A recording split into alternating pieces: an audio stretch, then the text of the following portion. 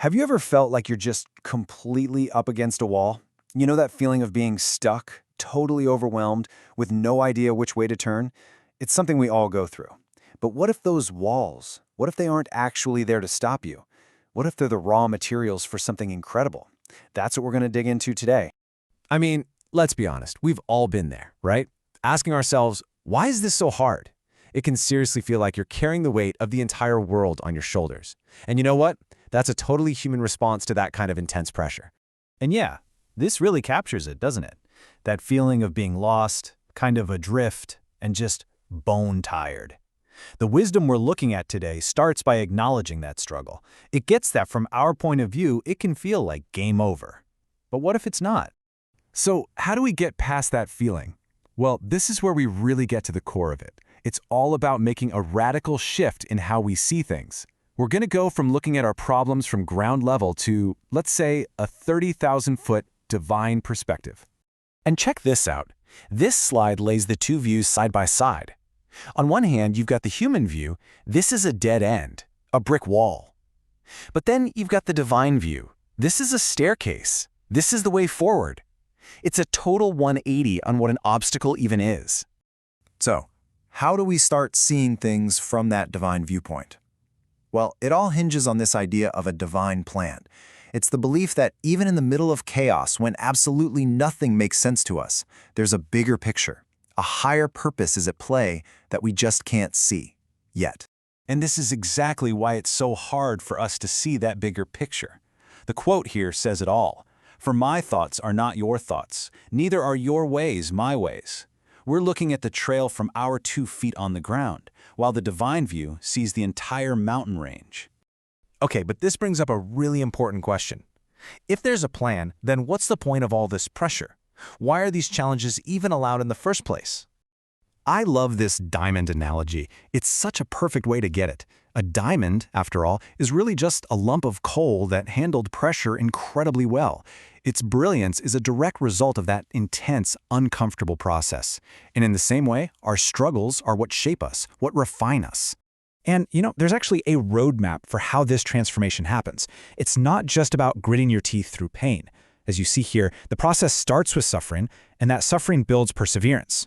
That perseverance, in turn, forges character. And it's that tested, proven character that gives birth to a hope that is absolutely unshakable. So these challenges aren't just about building up our strength. They're also about revealing what's already inside us.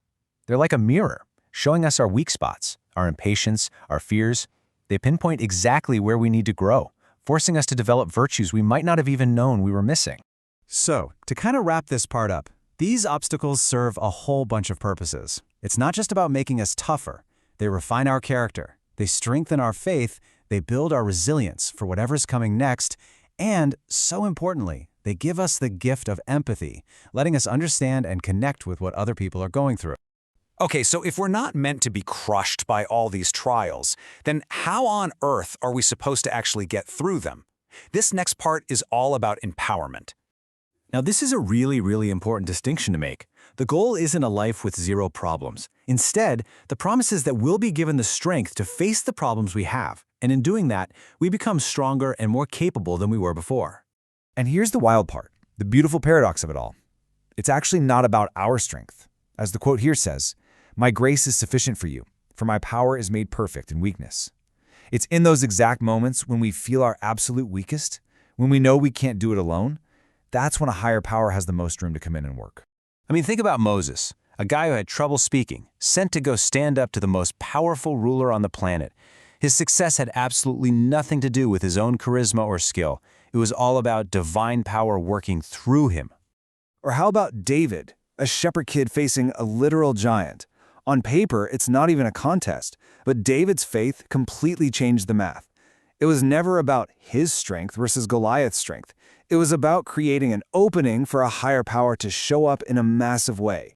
And then you've got Joseph, betrayed by his own family, sold into slavery, falsely accused and chucked into prison. His life was just one disaster after another. But every single one of those disasters was actually a stepping stone on the path to him saving an entire nation from famine. So, what's the common thread that weaves through all these incredible stories? It's faith. Plain and simple. Faith is the thing that transforms a dead end into a doorway. It's the catalyst that turns an obstacle into a stepping stone. So where does all this lead? What's the end game here? It's all about moving from trial to triumph, from the pit to the palace, so to speak. That is the ultimate promise. You know, this builder analogy is a fantastic way to picture it. You can't build a skyscraper without first digging a deep, ugly, messy foundation. To anyone walking by, it doesn't look like progress at all, but it's the most crucial part of the whole project. Our struggles, they're that foundational work, preparing us for the incredible future that's being built for us.